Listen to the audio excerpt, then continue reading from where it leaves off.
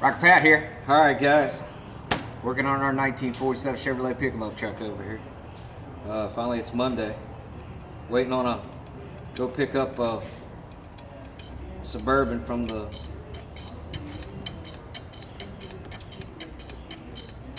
my buddy, getting a catalytic converter put on it. Figured I'd take a little bit of time and work on this carburetor over here. I did work on it the other day, and what I ended up with was let's see, where's it at? The power valve here.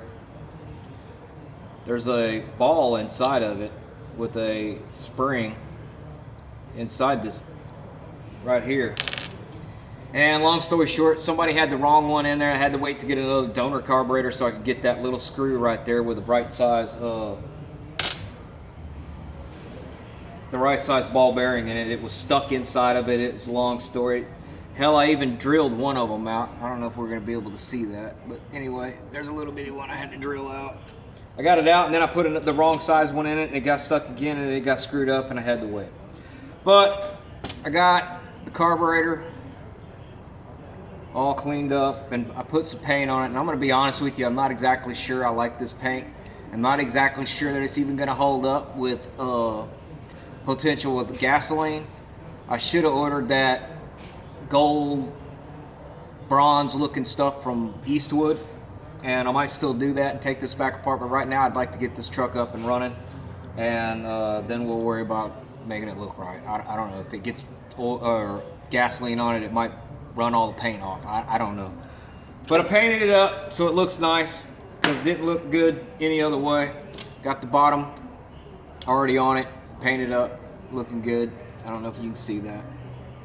It's all cleaned out. It's been through a few days in the Chem Dip tank, and then it went into Harbor Freight Sonic cleaner that I bought. I don't know how well that worked out. I mean, it got all the goo off of it, but the tube process, I don't know. And then it went into the sandblaster, and I shot some baking soda at it and got it really clean. And then I shot some paint on it. But that's it.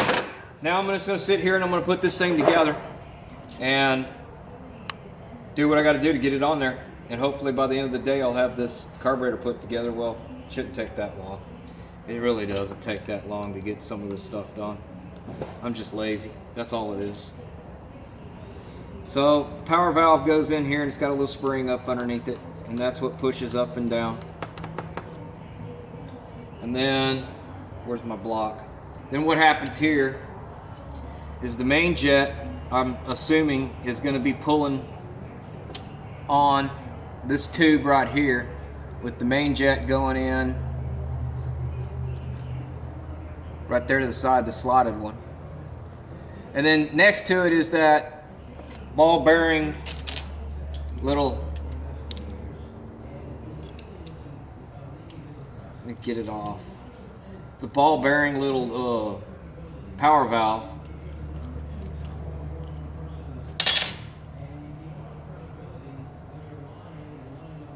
And you see it's got a little spring in it and a ball bearing. And then it's just a little cap that goes up in there. So I got a new spring over here. And in the little baggie somewhere is a new ball bearing. Although I don't really need one. I don't even know where that little baggie is. Here it is.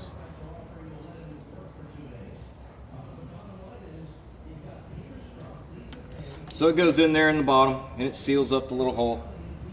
And then I put this in there.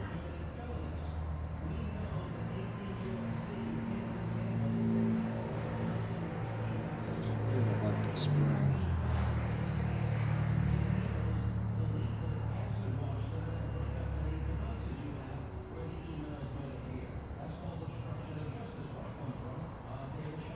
Now let me check it. Moves out and in, and all that kind of stuff. And I'm assuming, and I don't know for sure, but I kind of looked at it. I'm assuming that what's happening here is normally it's pulling on the main jet. There's no needle. I'm assuming that it just pulls what it needs when it needs it when the butterfly comes open. And this is pretty much the needle, I guess. So this goes in here, down in the hole, and the vacuum's going to pull it down tight.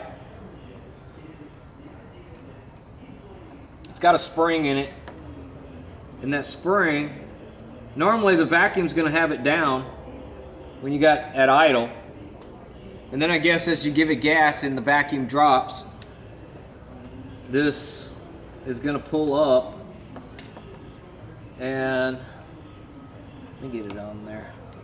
It's going to pull up and push that needle open, and when it pushes that needle open, there's a passageway inside from this side. When that needle pushes that little ball bearing open, now fuel can pull into here, and it bypasses the needle, the jet, and then just stuffs it on down the hole and gives it a little go-go juice.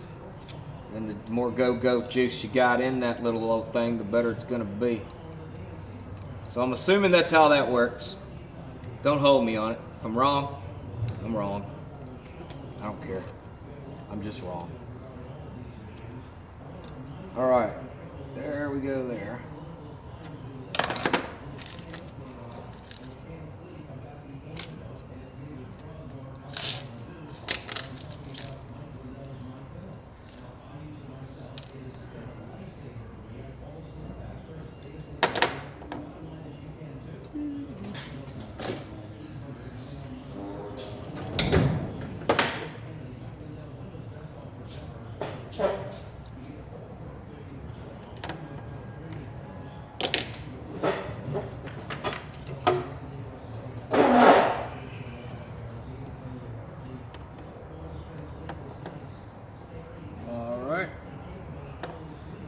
One needle.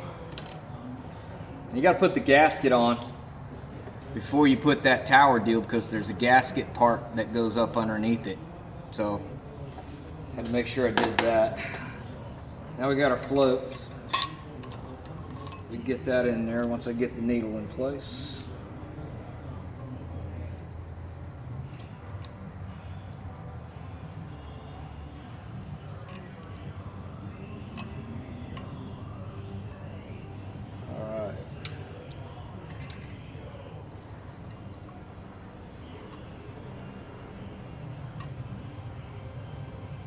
I checked that those floats, and they don't have any holes in them, so I'm going to assume that they're all right.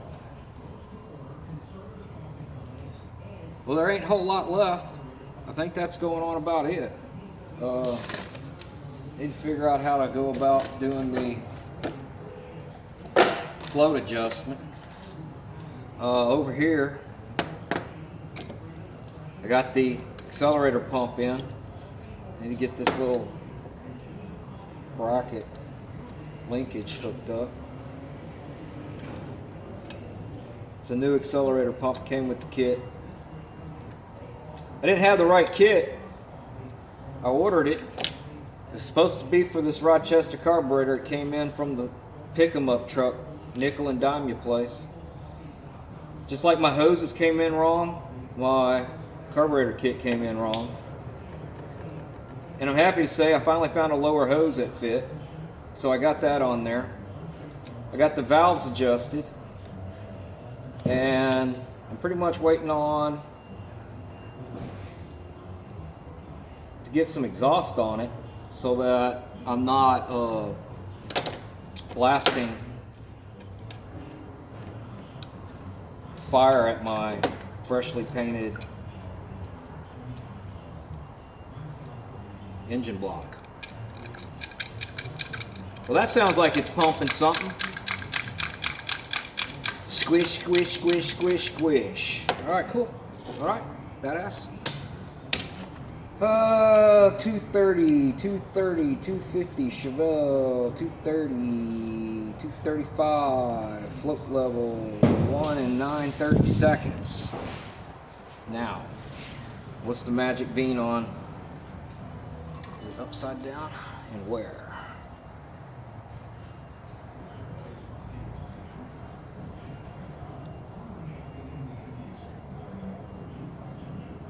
exactly where to measure it. Maybe it's to the center. That can't be right. It's got to be this way.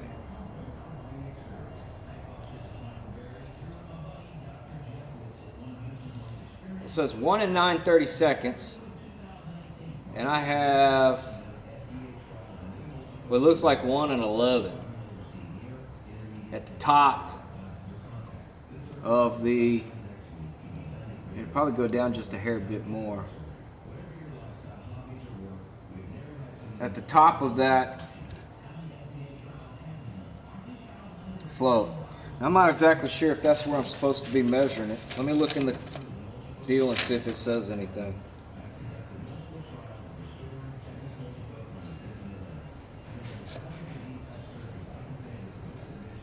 Well, it shows a gauge.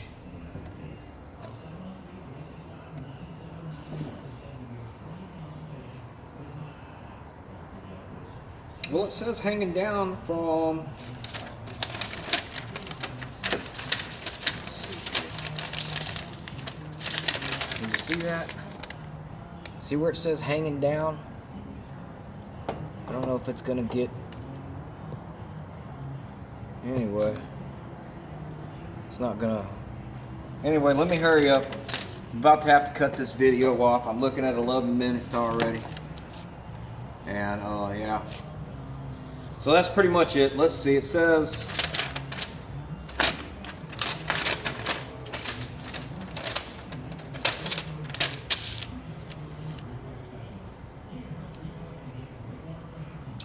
float level 1 and 9/32. I don't know how I'm gonna get 1 and 9/32 out of that. I don't see how that's a proper way to when you need to measure the off. I think I'm gonna let that ride for a moment. We'll see how it runs and then go from there. All right, here we go. Get this on there. If it screws up, I'll take responsibility for it.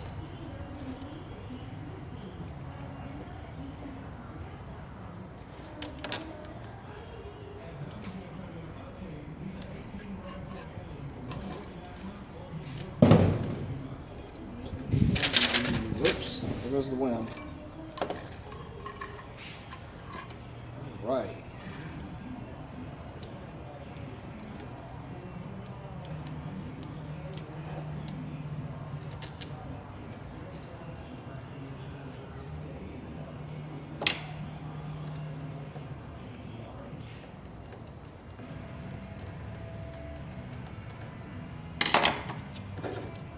All right, pretty much that's it. I got these two little brackets to put on there. Tighten these down, and that's it. Pretty much one built carburetor. All right, guys, well, I got to get off this YouTube thing. Probably wasting my time, your time, and the whole world's time. But I got things to do, people to see, places to go, and I've run up 13 minutes and 38 seconds of your time. Rocker Pat here, rocking it down, getting them down, and sending them downtown. Y'all have a rocking day. Y'all talk to y'all next time.